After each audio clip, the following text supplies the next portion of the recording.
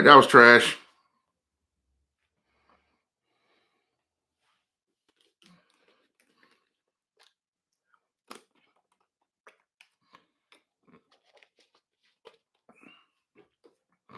I don't know why I did that, but that is trash.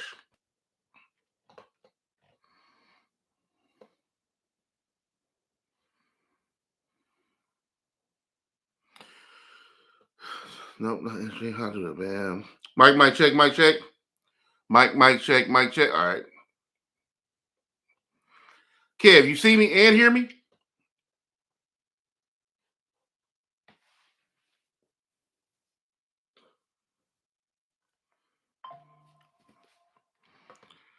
Okay, yeah, my bad, man. I was streaming through my little platform I was streaming through, and for some reason it just wasn't showing me. That was whack. So I just cut it off and I just went straight to YouTube. So I'm not really used to the YouTube platform going straight through here, but it is what it is. I'm on here, man. What's up with you, man? Thanks for pulling back up. I know how frustrated it is when you log on somewhere and what you expect to see or hear isn't there, or you can hear it. So thank you for pulling back up, my good brother. What's up with you, man? How you been? Hope all is well, family. Cool. This thing be getting me. I be getting so frustrated, dog. What's up, man? Q&A.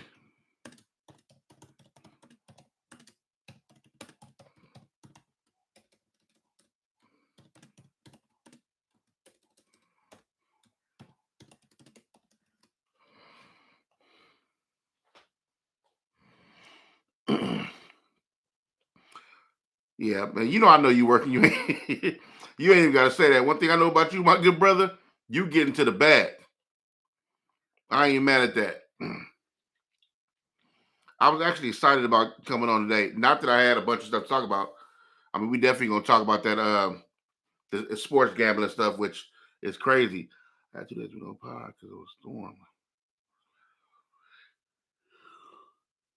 Yeah. Where you at? Where you in? I forgot we talked about that. Where you at? In not Seattle. Do I got that messed up? That's messed. Are you back? You got your power back on though? Are you all good now? Breezy, welcome back. Thanks for pulling back up.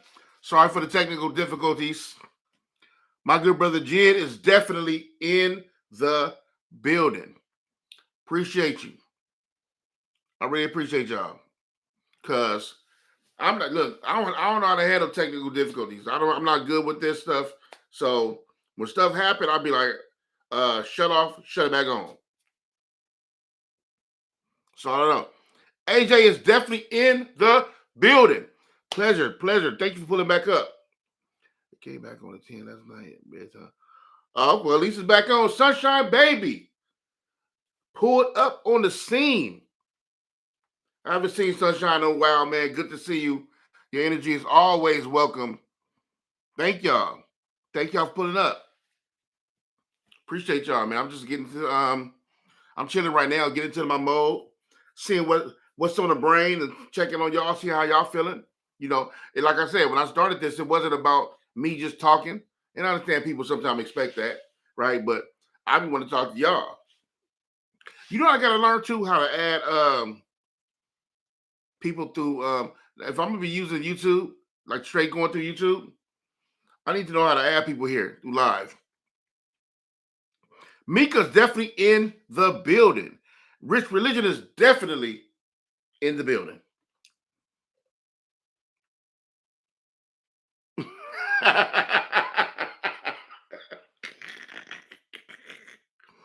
Hey, Rich, don't do me. Don't do me, bro.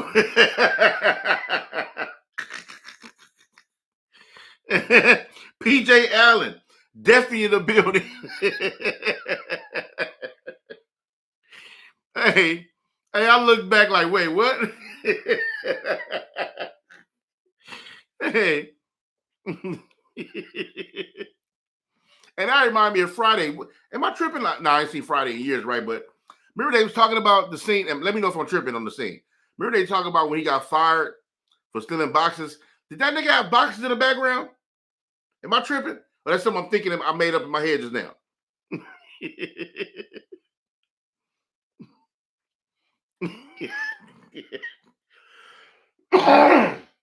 Excuse me.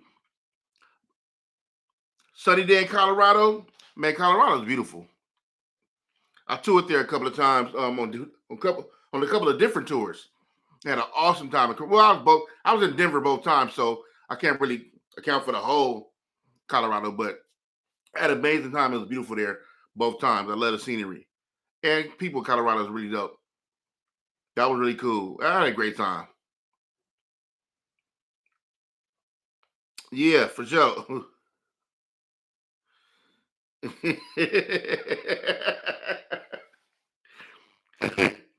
Yo, I do want to talk about this sports gambling stuff, the gambling going on in the league, which is not new to none of us. Not anybody who watched sports for our whole lives. We know niggas been betting on it.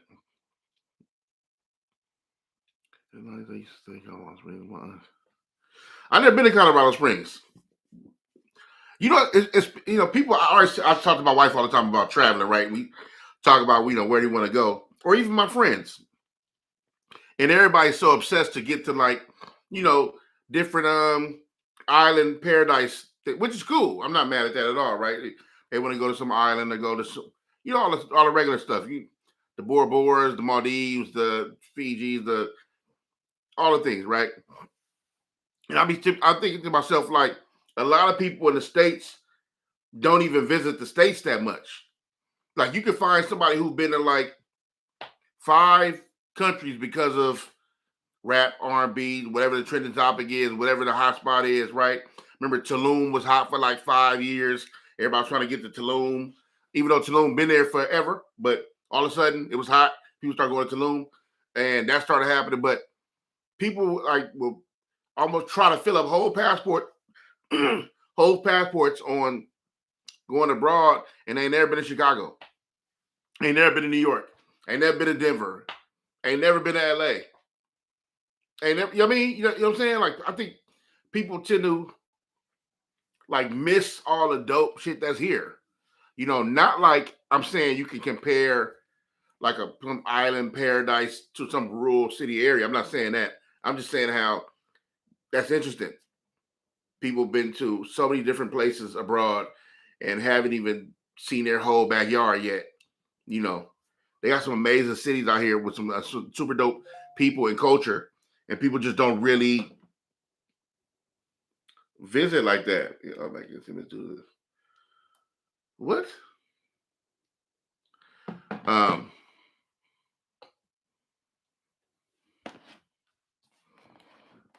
let me see.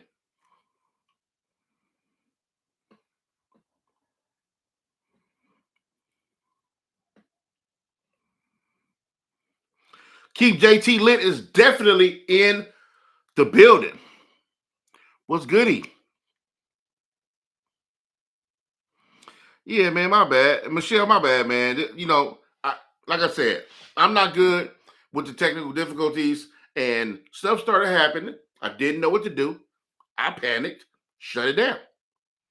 Shut it down. What's the first rule when look? When something happened, like something happened with the cable or streaming or something, or you call AT&T or whatever service you got or provide, whatever.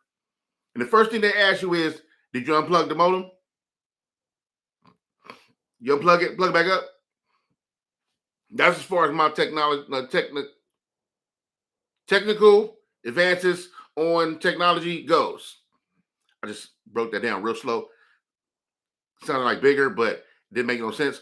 Anyway, the first thing I did was shut it down, turn it back on. When that didn't work, because it did not, I shut down my program and opened YouTube and just streamed straight to YouTube, which I don't like doing. Only because I don't know what to do here, right? My little buttons I push, put the comments on the screen. I can switch between views. I can add somebody randomly to the screen and we can have a conversation. I don't know how to do none of that here. But we here though. We here. I don't know what to do. You know what I mean? Yeah, PJ, man, travel, it's a must, right? You know, people so quick to jump to like, man, niggas will spend thousands of dollars going to some paradise, what they consider paradise place for the first time to visit because some rapper or remember, look, dog, you know how long here's a trip here's a trip where you talk about places being real trendy. You know how long Mykonos been a place? Think about this. Do you know how long Tulum been a place? These places didn't just like, hey, a nigga built a city somewhere, like in a country. Let's go to Tulum. It's hey, y'all heard about Tulum? Nigga, they got a new spot. No, it's not new. That means it's trendy. Some rapper says something, or some singer says something, or some IG model was in there, and they all start going, and then it became the place. Then all y'all flock, right? And then turn it up and turn it out and mess it all up, and then niggas don't go. They think it's whack now because the trend is also it goes both ways. The trend to get you there, and the trend to keep you from there too. You know, so remember back in the day, you know what I mean? Niggas was talking about Fiji before the water. I ain't never been to Fiji, and I heard it's beautiful and one of the most beautiful places on earth. I did hear that, right? I never been, and that was a thing niggas was trying to go to back in the day. And then the water got super popular, and the niggas forgot that Fiji's a real place. And then you learned about other places, and they started to travel to those places. Mykonos been a place. It's not new. It's trending for us. Hip hop, R&B. I'm using the frameworks of that when I'm talking culture and when they talk trendy and how people flock, how our people flock out. They start visiting these places like it's new, and then we all, you know, but same niggas ain't been to Georgia. You know what I mean? You ain't even seen Chicago. You never experienced a New York summer. That's trippy to me. And nothing wrong. And like I said, it's nothing, technically, it's nothing wrong with that. That's just not how my get down is. Because there's some things right in your own backyard that's pretty cool to experience. Pretty dope. One of my favorite places in the world to visit is New Orleans. I ain't got to go that far. I absolutely love New Orleans. Everything about it. Me and my wife go down there and have a ball. A lot of people don't know New Orleans is a very romantic city too. A lot of jazz. The first bar in America is in New Orleans. Still operating. It's up right now. You can go get a zombie right now at the first bar in America in New Orleans right now.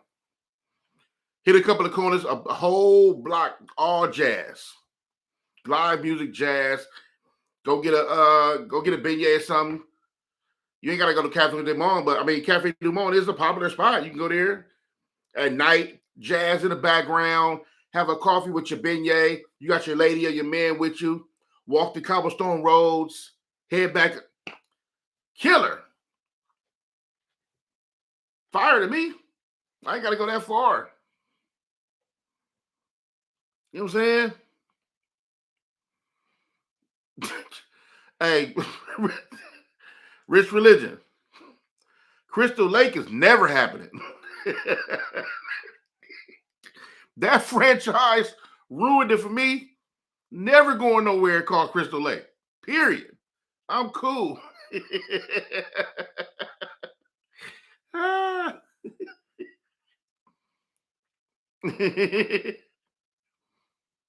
Yeah. Something get trendy, man. People flock, and I'm like, damn, like you know, it's cool. I wonder how is that just human nature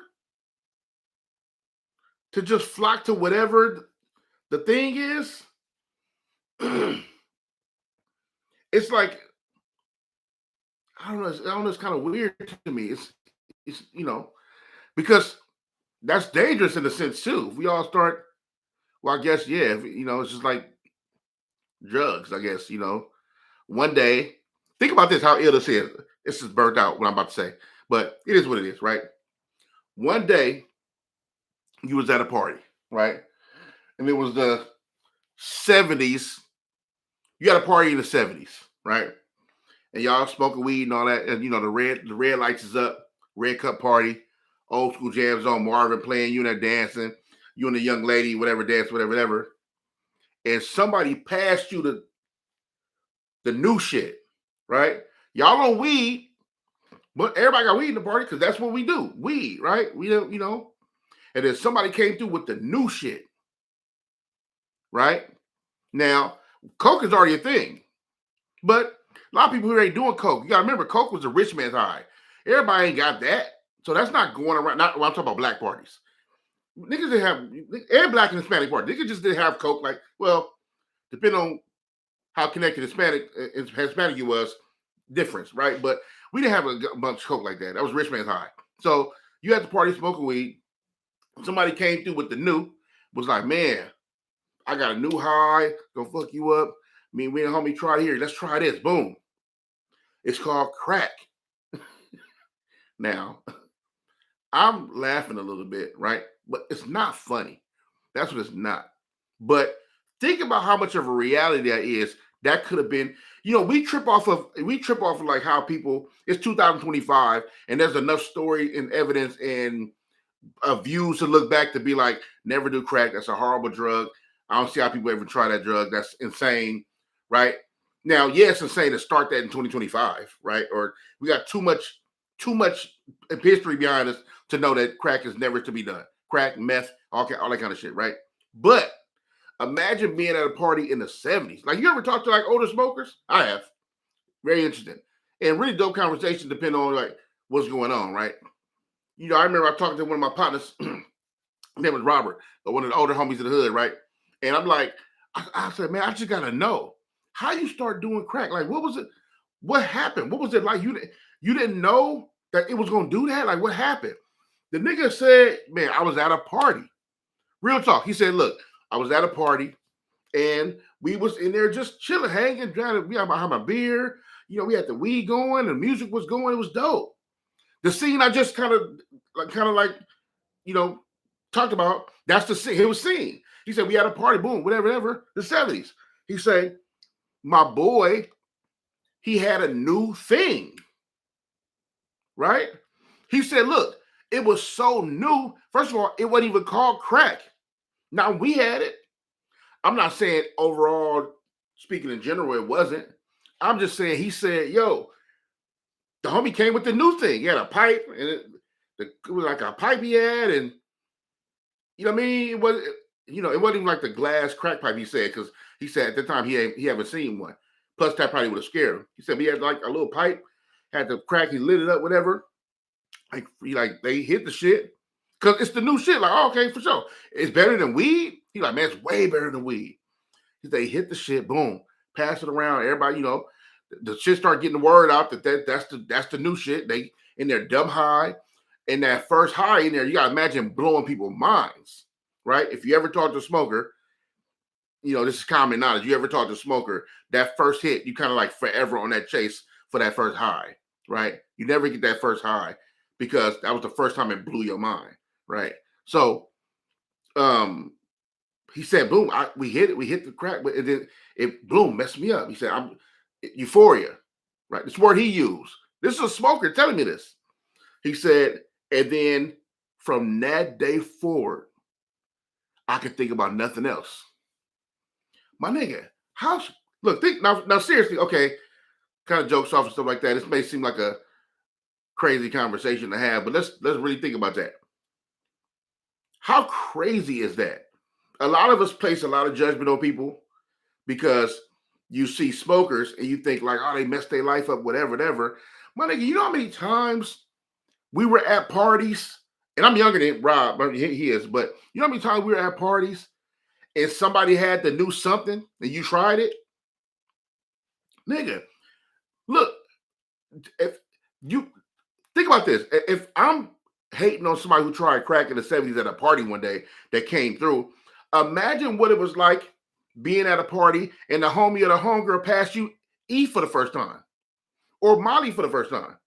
Nigga, that could have been crack. We didn't know. It was our first time trying this shit. Thank God it wasn't.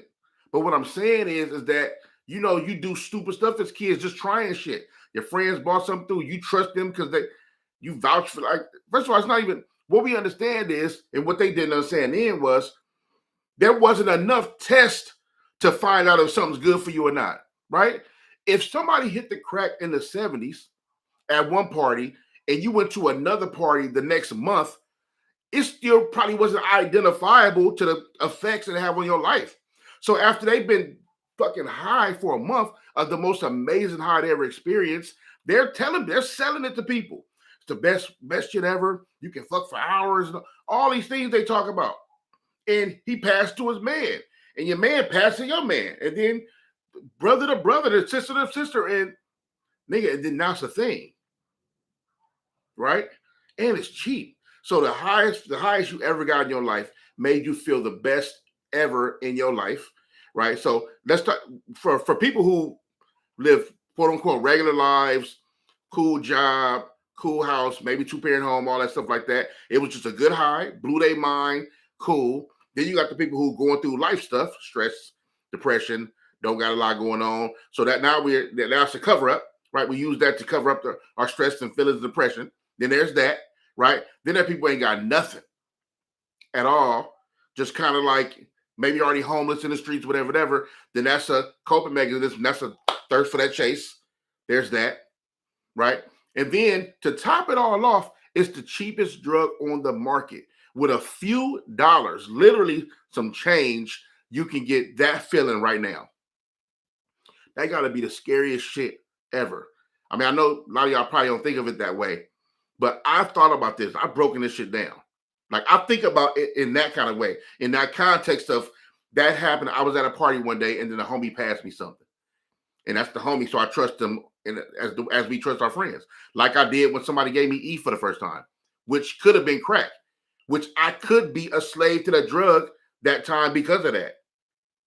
And like I said, thankfully it wasn't. But that's a real thing and crazy. So when you talk to people, if you talk to people, I'm always curious to how it happened. Well, what happened? How? You know? And I'm only comparing it because I remember my very first time popping ecstasy. My very first time. I remember where I was at. I remember who I did it with. I remember the conversation to even get me to do it. I remember what I felt like after. And I remember started buying it on my own. I remember what that process was like when I started to get into it. And then that's the thing. Every time we go to a party, I'm about to, what's up? Let's go pull up and get you know what I mean? So I know what that's like. Imagine where you did crack for the first time, not knowing that this drug, 90 something percent of people it fucks with, ruins their lives. And you're about to be a slave to this. You're about to be a slave so much. You don't even understand how much you're about to be a slave to this, that one day you just might steal your own mother's television. You might rob your brother. You might steal out the collection plate at church. Sell all your things. Sell your own body. And you can't even help it because your body craves this feeling so much that everything's up for sale. You are a slave to this thing. And no matter what you do, if you keep getting this thing, it's never like the first thing, but you crave it so much, there's a hope in you that you can feel what you felt that first time because you never forgot it. And in a moment, you feel like you're in space and everything's all right with life. And the world is amazing. And everything's perfect. Nothing's wrong. I feel amazing. And then that high come down real fast. And then you back on the chase again. I got to get more. Fuck food. Fuck water. Fuck your house. Fuck your family. Fuck your wife. Fuck your kids. Fuck education. Fuck the jobs. Fuck your morals. Forget spirituality. You're on a chase for this thing that you tried at a party one day that your homeboy passed you. Yo, I know I seem a little extra out about this, but I thought about this, and that's wild when you think about it. That's heavy. That's heavy. And we have the luxury to sit in 2025 and look at people like smokers and stuff like that and be like, man, they burnt out. And why you live like that? Why you make that choice? Nigga, you wasn't there. Think about the dumbass choices we made when we was kids. How much stuff I could have did that could have been that. Them niggas didn't know. There was no clue or evidence that wasn't even a thing. And remember, crack ain't cocaine. Tons of people did cocaine are fine. And I'm not saying like if cocaine is cool. I'm saying that there's people operating right now in spaces, Fortune 500 niggas, billionaires, all kinds that do coke on a daily.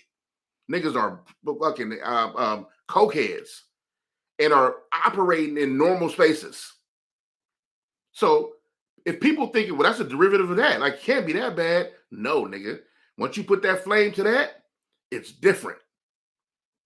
Fire, water, all kind of shit change the chemical imbalance of stuff. That means it's changed. That means that isn't that no more. You know what I mean? And it's just crazy when you think of it in that kind of way. I don't know how we got on a conversation about crack, and it was me by myself because y'all ain't talking back. But I'm kind of glad we got here because this is crazy when I think about that. Just think about it in context of everything, every way I just said it. You'll start to look at people different. There got to be some kind of sympathy for it. Empathy if you tried it, right? But sympathy or empathy because you tried drugs before. So that's a connect. But it's trippy when you think about it in that context. You know what I mean? Like, because people, I don't think people look at it the same kind of way as, I mean, somebody obviously have, but I don't think people look at it the same kind of way as I have and talk to people and then looked at it in that space and then put yourself in those shoes because I've done that, right? I used to be addicted to, I told this story on here before, some episodes, but one of my fighting depression episodes where I talked about being addicted to pills, Molly and ecstasy. And my addiction with that was easier to kick. My habit was easier to kick that. So I'm thank God it wasn't like crack, because where would I be now? Look, man, crack was so scary. For those who don't remember, it was so scary. Like it's like, how do you look at a person at these same parties, 70s, 80s, whatever, right? And you let's take it further. Your mama or auntie. Let's take it somewhere deeper than just a friend. Your mama, your auntie in full operation of normal human being, every day, work, come home, whatever the case may be. Being a mom, being an auntie, the cool auntie or the mom, whatever. Maybe throw these little parties. The holidays, we have to have the cookouts at the holidays. Regular thinking human beings operating in the grand scope of being a taxpaying human being. They try this drug at a party, and then that night changes everything. How you know them, their actions, everything around them. And from that point on, maybe inside a year, sometimes maybe months, depending on who's doing what and how much they're doing and how much access they have to this. Inside a year, your mom is she's nowhere near the same person. And you watching somebody become a slave of something that you can't do nothing about, but pray and talk and try to put in counseling and try to get her to do, you know what I mean? Like you see families being torn apart because the parents just wasn't parents no more, right? Anytime you hear stories about a mom tried to sell her baby for crack cocaine,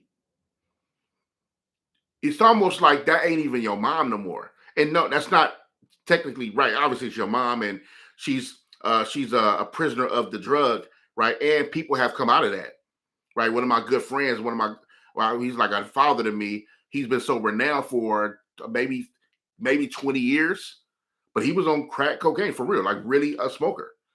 He's been clean for 20 years. Now he teaches courses, right?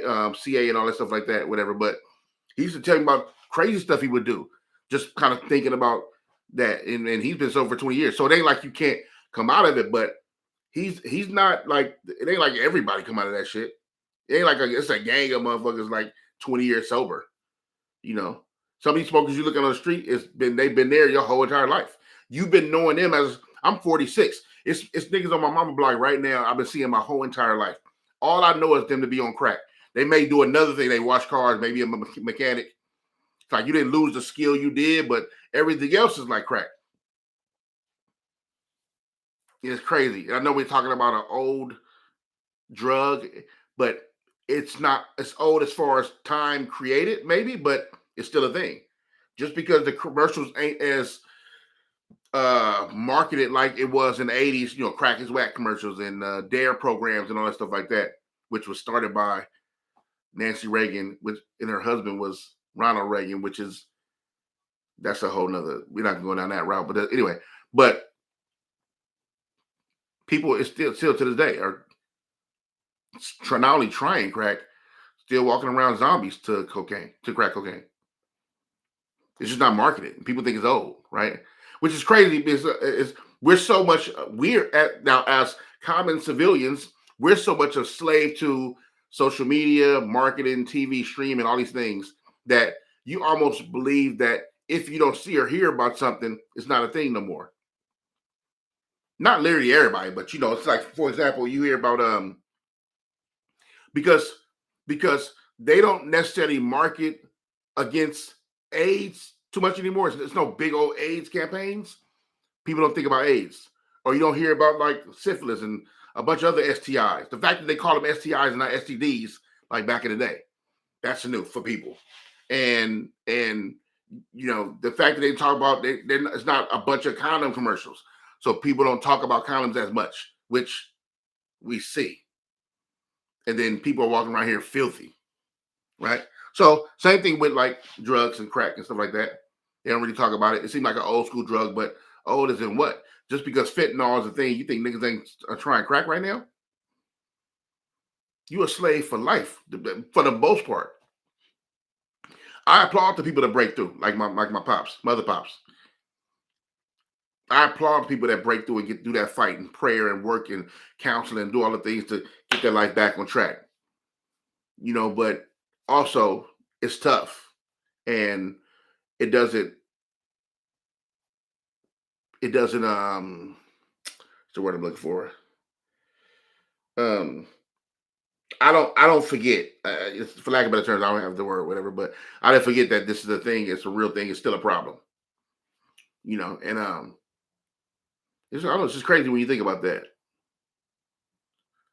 That's scary.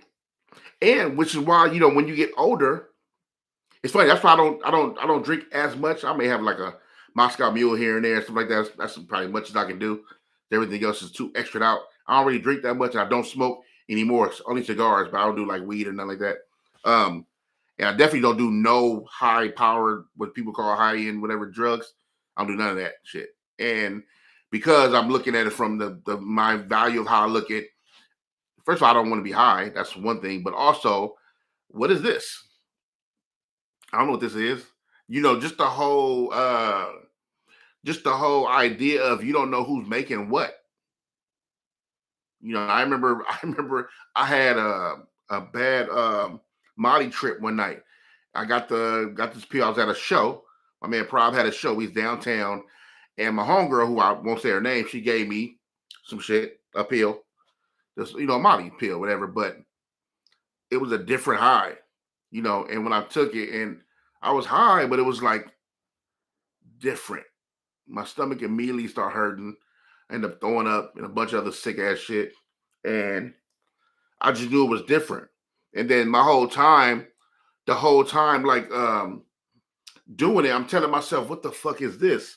But whatever it is, I'm already on it.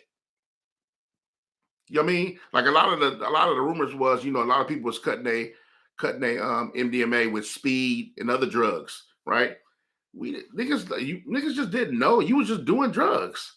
That ain't even say that. First of all, none of that shit smart. You pop the pill somebody gave you, don't know what the fuck is in that pill. Molly, and if the Molly was dust and it came in dust and they just poured it in a drink or poured it in a tug or something like that, you don't know what the fuck it is.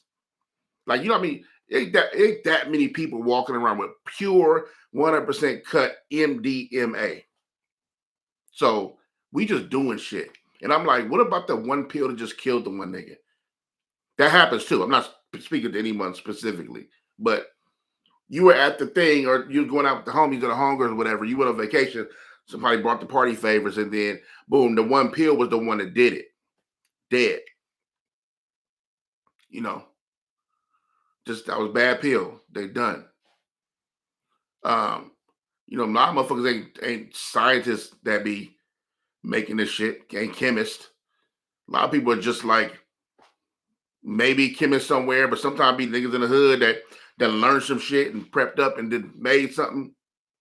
And it may be kind of like Molly like, ecstasy like.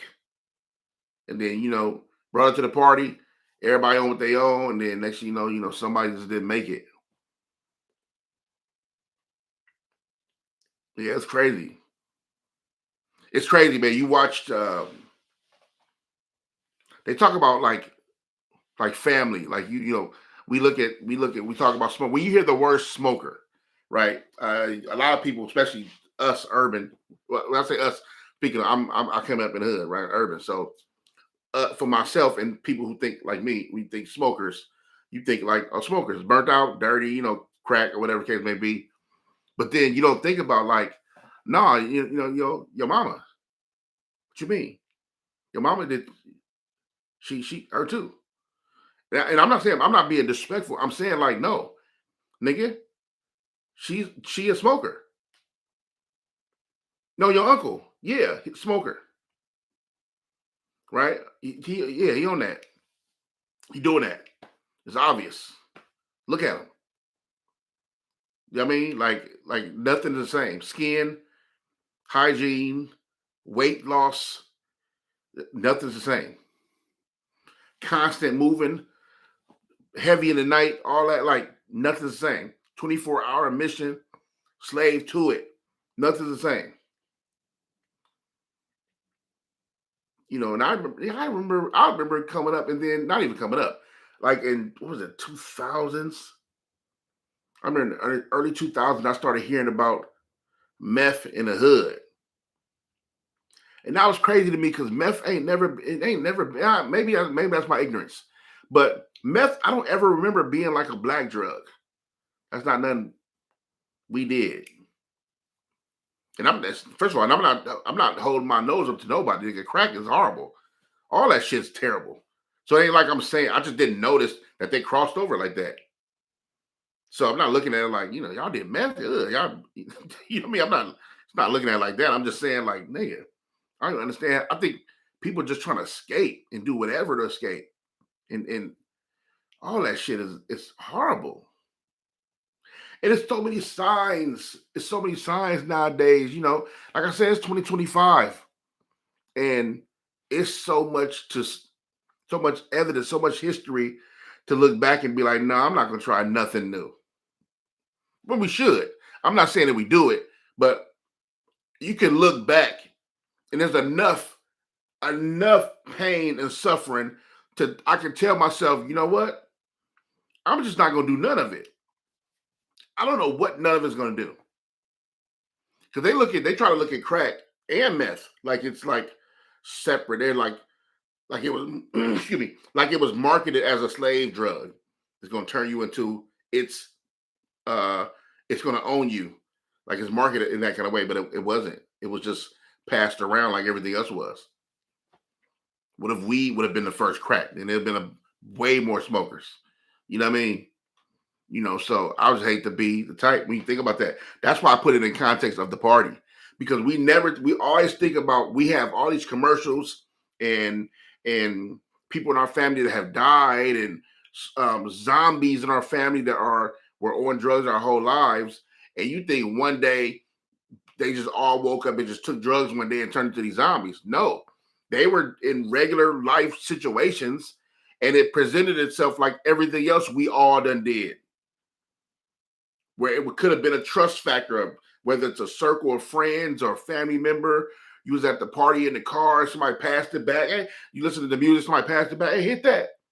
And you already hit the weed that came around. Why not hit this too? Or the real burnt out homies that will roll crack in the joints or in the blunts. I remember, let me tell you, I was at a show. I'll tell you the show I was at, but I'm not gonna tell you the guy who passed it to me. I mean, who almost passed to me. So I remember Game had a show at it was in Anaheim. It's a place you perform in Anaheim. Well, a lot of rappers perform in Anaheim. I forgot the name of the venue, but we was at that spot. We was all backstage hanging out, whatever. And then it was a gang of homies backstage. You know, anytime it's LA, anything street, LA show backstage is always like a bunch of hood niggas, Bloods, Crips, bunch of different niggas who know people. So I'm standing there with the homies, couple homies from a certain neighborhood, and just passed around the weed, whatever. So I'm like, let me hit that. So my boy reached out to let me hit it. I grabbed it, and another of my homies reached out like, no, look, that ain't for you. No, look, that ain't for you. It snatched it. Right? And I'm like, damn, what's up? But the way he was looking at me, I was like, oh, I got it. Good looking. Good looking, my nigga. So it's like, but you don't have a bunch of them around. My man's was protecting me. He already know what I'm with, what I'm on. That ain't for you, Luck. This ain't for you. And also, it taught me a lesson. I should start asking. Just because it was a blunt rolled up or a joint rolled up, don't mean it's straight up that. And I didn't even ask, which would have been a rookie mistake. Because why wouldn't the fuck would I ask? I'm assuming we all smoking weed. My nigga just walked up like, no, look, that ain't for you. It snatched out my hand. I looked at him like, okay, good looking, my nigga. And I'm like, damn, just like that. That easy, I could have been on some shit, and then boom, life changes. And when I say life changes, so sometimes people think let's not be so extreme or dramatic, but no, I have a friend. My friend, so I used to live across the street from my man Charles and June. They were older homies.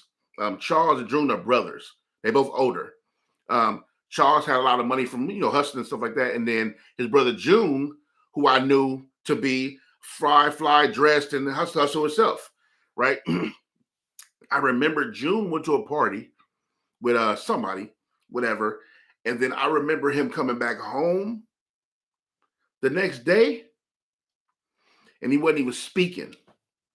And I'm talking about this is the next day. Not like he outside roaming around, but I heard something happen to June at a party. And when I seen him the next day, like in the yard, he was just sitting there, like not speaking. You say, what's up, June? He just don't say nothing. He just sitting there.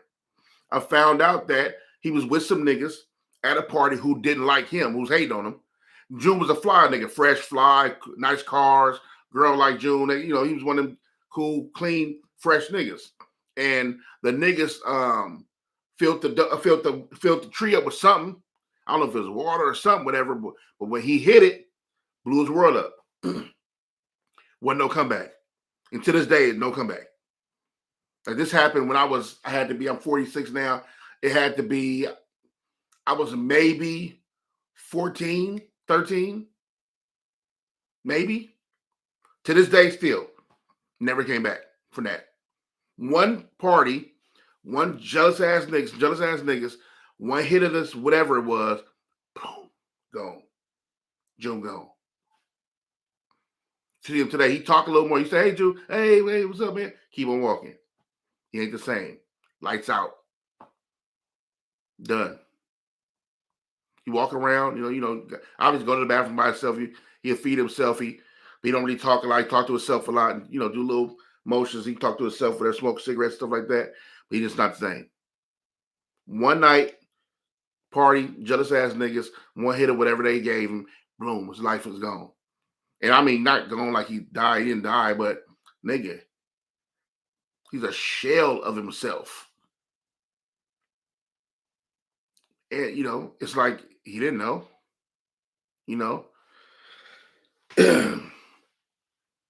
it's just crazy when you think about that. Like and I know, see, what's crazy is people don't even talk about drugs no more. Hey, that's kind of wild. It's wild because I remember you couldn't even turn on TV or look at a billboard or some, especially in LA, where somebody wasn't talking about drugs and STIs, whatever. You know what I'm trying to say. Heavily marketed. And nowadays, nobody talk about it anymore. Like it's done. Like it ain't happening, man. These niggas are still getting high. It's still going on. People still have unprotected sex every day. With all the uh, babies and parents that don't know what the fuck to do, diseases you be hearing. Do y'all still hear about diseases? I do. Y'all still hear about them? People still get them. Still going around. People are still nasty, making bad decisions. Add drugs on top of that. Crazy, yo. Y'all remember the movie? You remember the movie cult classic Kids? I love that movie, Kids. I don't know if y'all seen Kids, but so I'm not gonna do the spoiler alert then. But you know, remember Telly? Remember what happened to Telly? Him and old girl in the beginning. Old girl found out her story in the beginning because she fucked with Telly, and she spent the whole movie looking for Telly.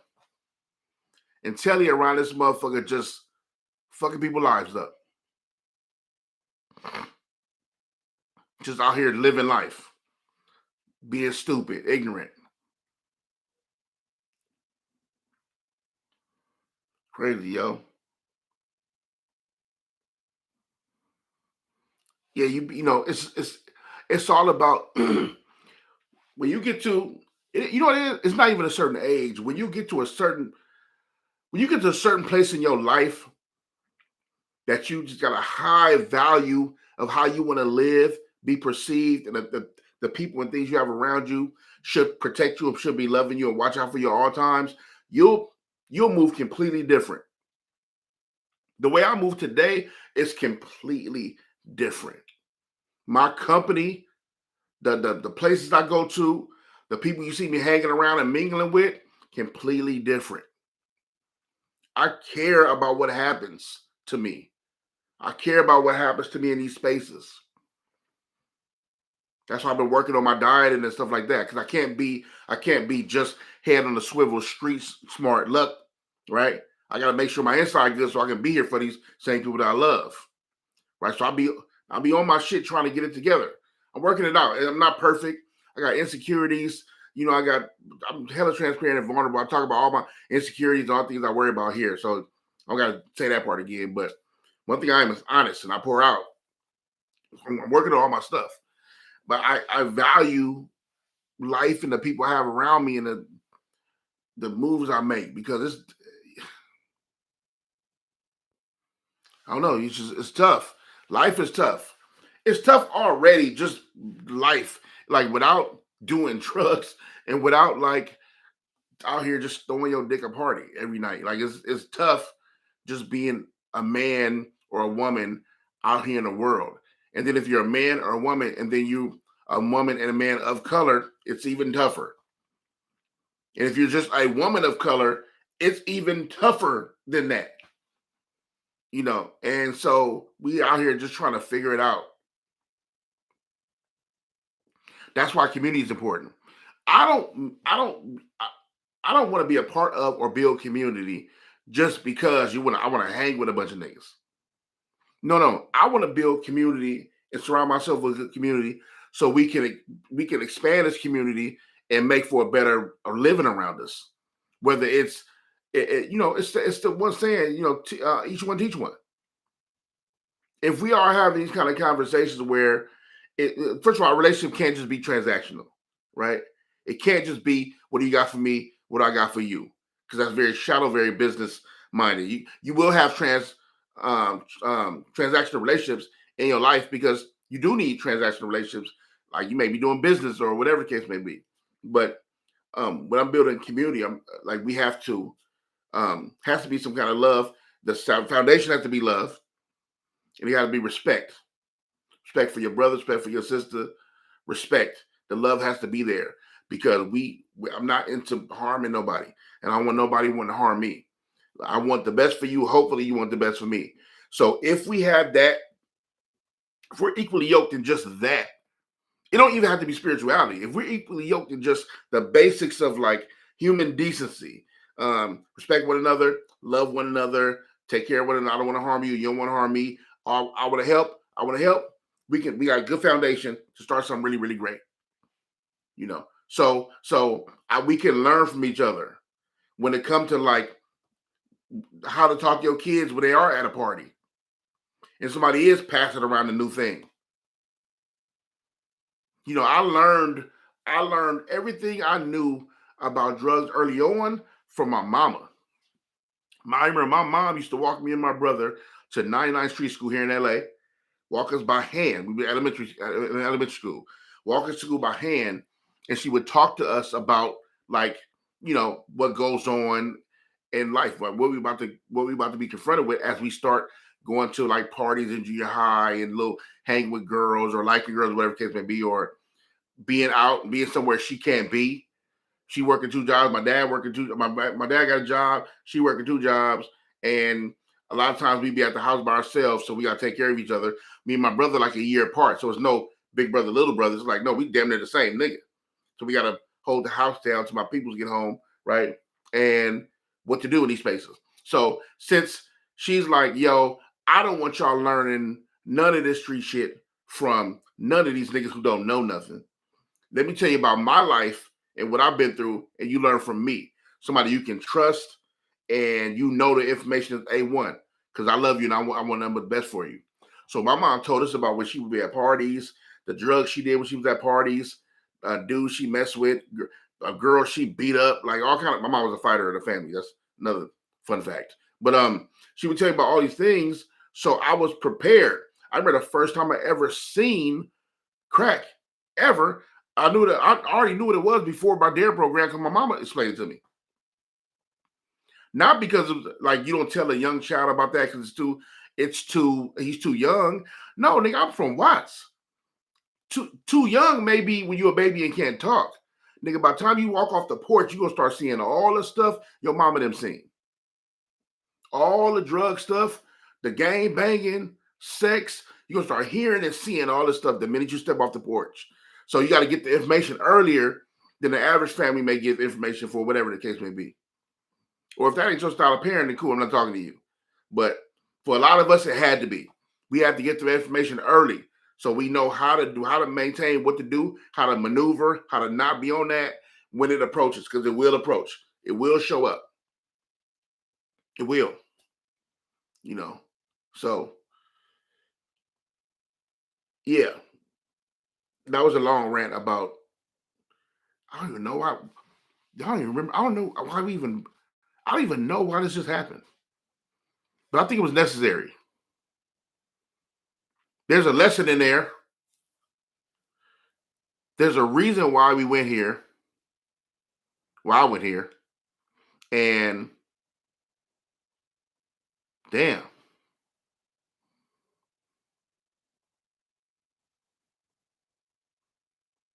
I, that wasn't planned. I didn't have crack 101 on the schedule for today. But I think it's a necessary conversation.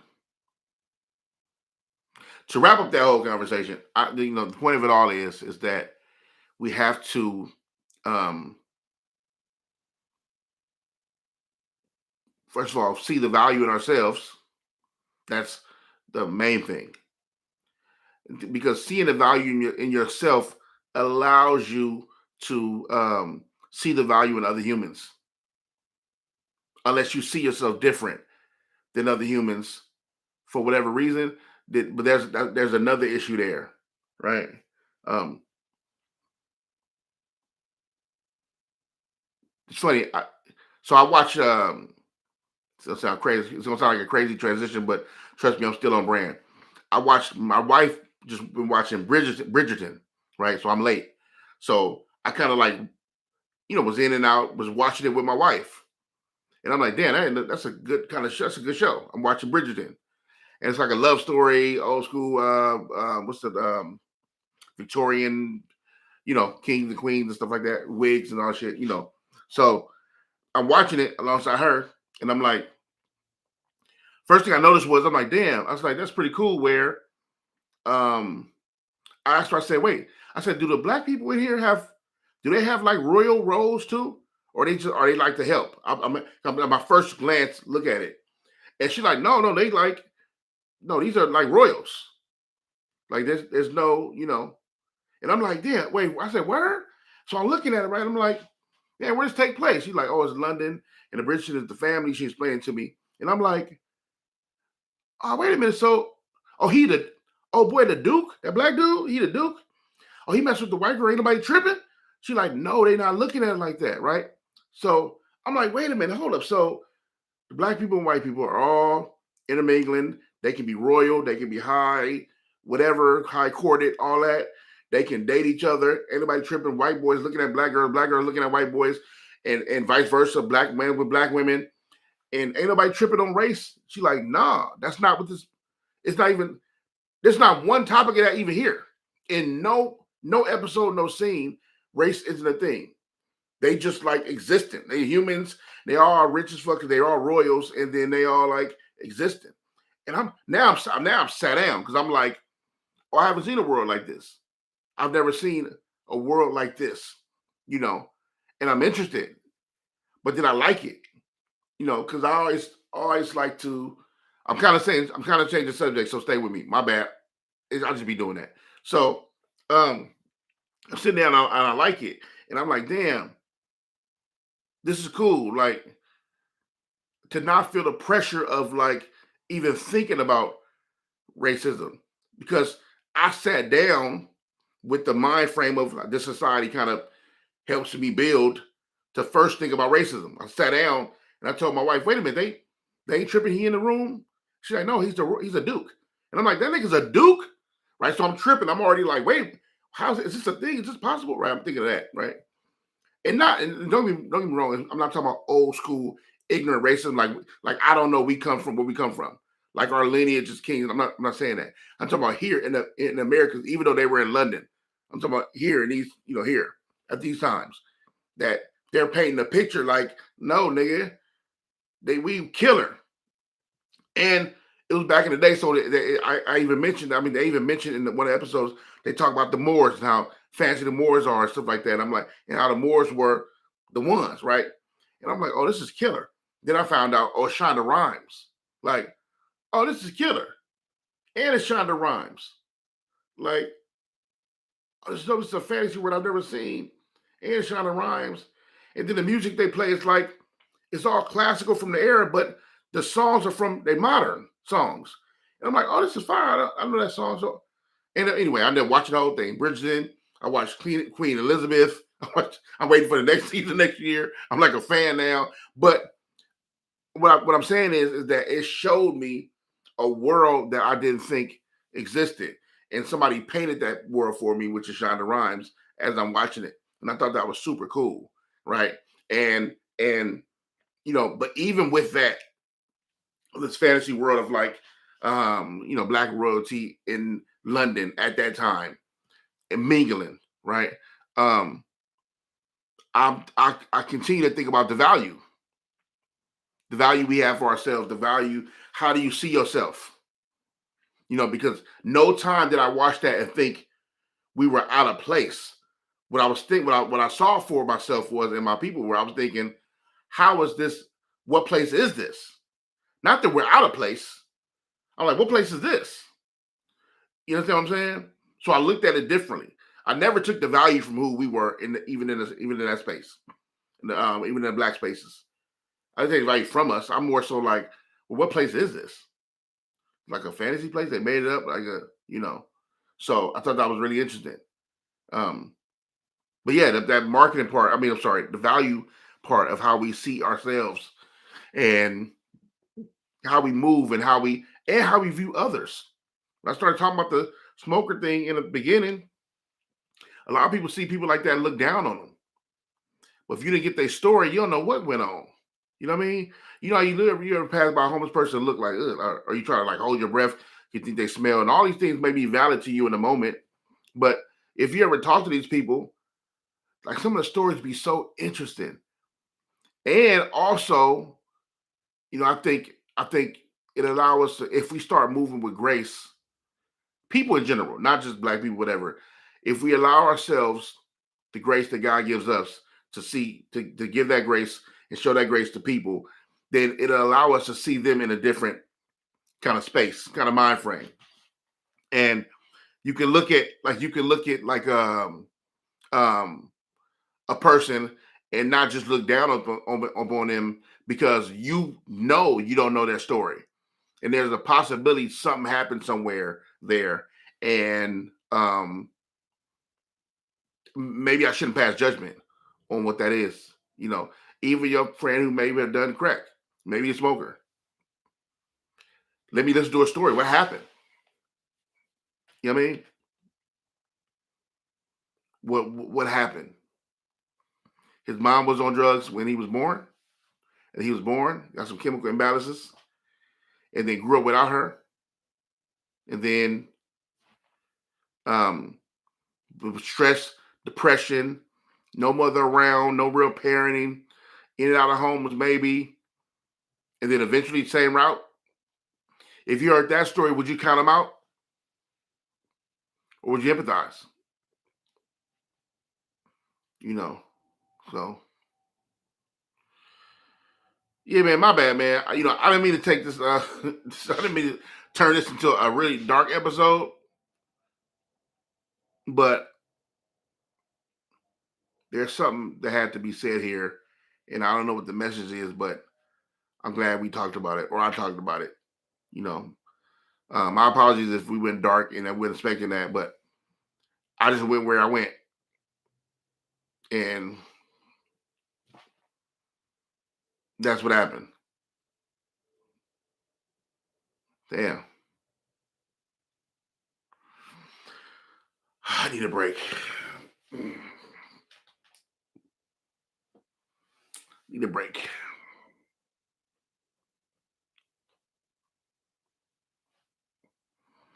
Yeah, I need a break.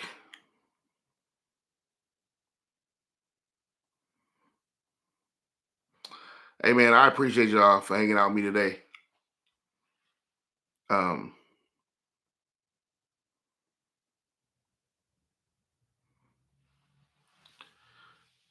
yeah, I'm about to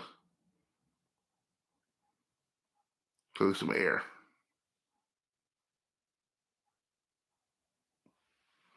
But I thank y'all for hanging out with me today.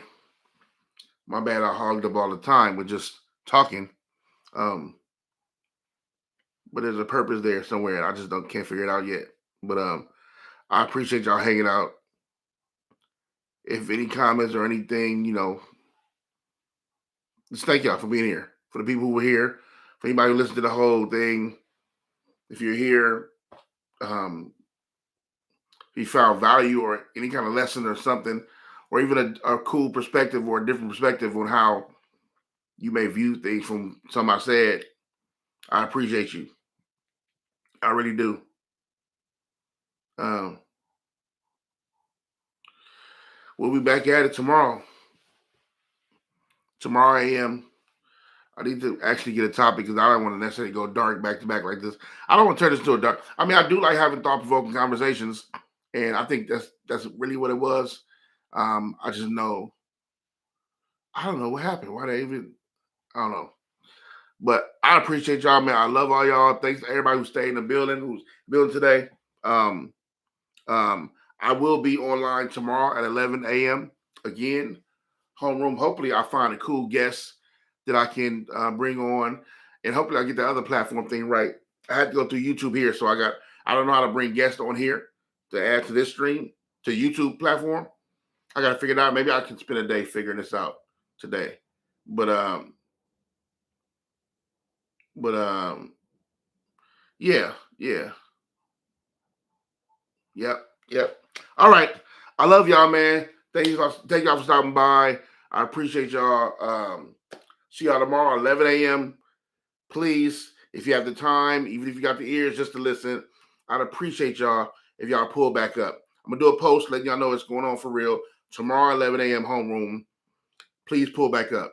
Tell a friend, like the video if you can, please. Share the video if that's cool, or not. But please like the video and subscribe for the people who haven't subscribed. Just push subscribe. There's a little button somewhere down there. I don't know if it's at the bottom or the side, whatever. Please push subscribe and stay down. Stay down. Um, Stay down. I appreciate y'all. I'm gone, man. Peace, peace, peace, peace, peace.